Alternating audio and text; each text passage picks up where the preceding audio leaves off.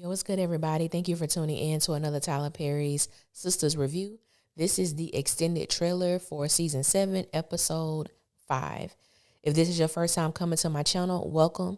If you are a returning family member, then you already know what it is and what it always will be. Be sure to like, comment, share, subscribe.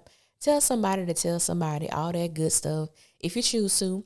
But if not, just sit back, relax while we get into this messy, and I do mean this messy thing. Now, we see that Zach is still at the salon on this extended trailer. And the question that he poses to Karen is, how am I supposed to know I'm that kid's father? And if I was Karen, I would have said, well, you'll know once the child is born.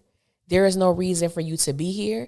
There is no reason for you to ask this question when the last 3 months, everything appears to have been copacetic between us. Now you're bringing this drama to my salon. And I don't know what Zach says or asks that prompts Karen to say, you came here to accuse me of sleeping around? Like, you could tell she was offended.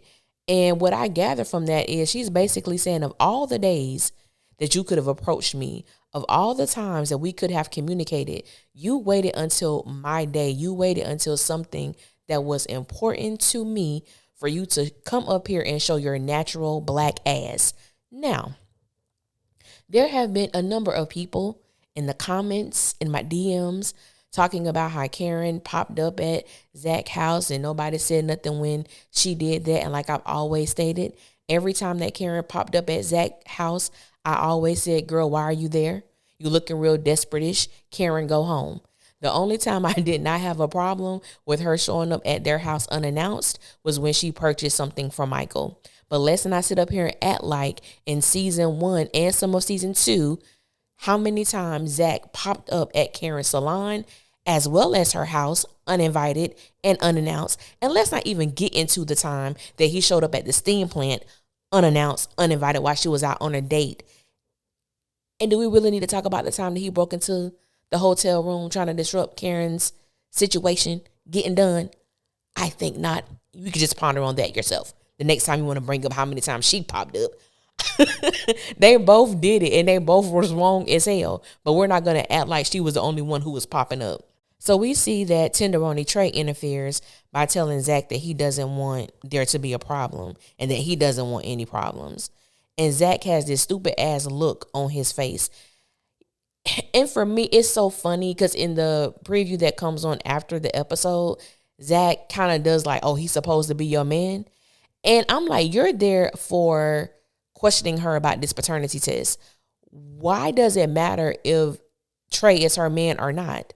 That's none of your concern and it's none of your business. But this is what Zach does. Zach shows his ass anytime any man shows the slightest interest in Karen. He has to pump his chest. He has to be like a peacock and, want everybody to adorn his feathers. That's just what Zach does. He's immature as hell. I'm really hoping on this scene. I really hope that this is not something that triggers anything to happen with Karen because she is very much so pregnant. And the fact that Zach just doesn't care about that. Zach is so selfish. He wants to get his point across. He wants to get clarification. He wants to get confirmation on something that he cannot get confirmation on at this moment. I will be so happy, and I'm just like a lot of y'all, once this pregnancy storyline is over, because it's really getting on my damn nerves. They have dragged this thing out so long that I don't care who the father is. Let it be done. Let it be over because we don't care anymore. They have utilized this storyline entirely too long. And let me move on because I've talked about it entirely too long. So we see Tony and he's asking Danny to not shut him out. And we do actually get to see a little bit more in-depth conversation that Danny is having with the therapist. And she made a statement as to she doesn't know why she couldn't see the darkness in him. And I'm not sure who Danny is referring to. I know a lot of people were saying they think that she's referring to Jonah. And if she is, that statement for me doesn't make sense because Danny didn't know Jonah. It was literally like her second or third time seeing him because she met him at the airport. And I think she saw him again at the airport. And their next time seeing each other was when they went out for drinks and then she invited him back to her house. So it's not like she knew this man from a can of paint. So for her to say, I don't know why I couldn't see the darkness in him, you didn't know him. And you're not walking around with discernment either. You was walking around trying to get, your little friend wet down there. So you really didn't care. You didn't have any type of urgency to get to know this man other than seeking sexual pleasure. So I am interested in knowing exactly who Danny is referencing when she makes that statement to the therapist. The therapist tells Danny some people are good at hiding the real them. And Danny has this look on her face. And for me, I was like, ooh, that hit. Because in my mind, I feel like the therapist was making that statement to Danny. Because honestly, I don't believe Danny knows who she is. I don't believe that Danny knows the real her.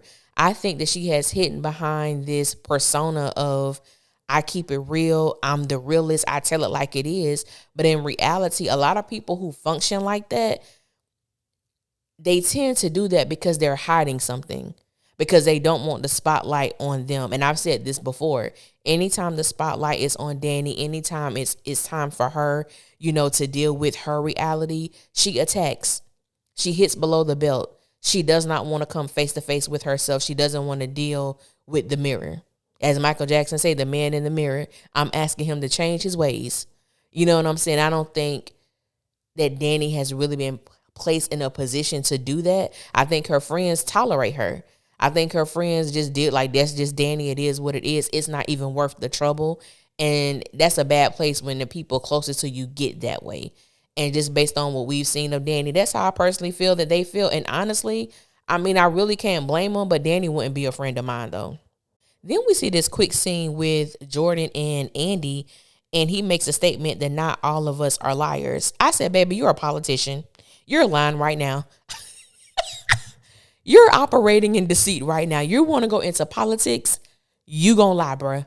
You are going to lie. So not all of us are liars. That was a lie when it slipped out your mouth. But Sabrina tells Rich that she is going to freeze her eggs. And this storyline for me, I thought I was going to thoroughly enjoy it. Seeing Sabrina with a new man, seeing Sabrina with the man who I believe genuinely cares about her, but they just want two different things in life. And when it comes to children, you cannot compromise with that. Either we both want children or either we don't. And this man has stated clearly that he just has never visioned his life with children in it. And Sabrina believes that her purpose is to be a mother. Those are two things that you cannot compromise on. He doesn't want it, and she feel like she would not be fulfilling her purpose if she did not become a mom. It's going to be an interesting ride to see what happens with this, because either one or two things are going to happen. Somebody is going to compromise. Someone is going to give up what they want.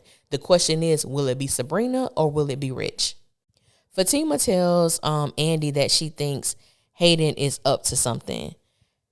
When is Hayden not up to something? The only time he's not up to something is when Tamara is active in his life. You know what I'm saying? So I'm like, Tamara need to come back and just get Hayden to do what he's supposed to do, because it's always going to be something, especially with Hayden and Andy going after the same position.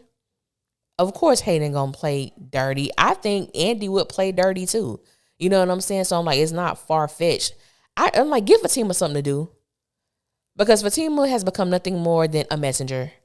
Girl, this is what I heard. Girl, this is what's happening. Girl, I heard this. Girl, they said your name. Give Fatima a storyline. And somebody had came in my DMs, and y'all know I'm not the biggest Maurice fan by no means, by no stretch of the imagination am I a Maurice fan, okay?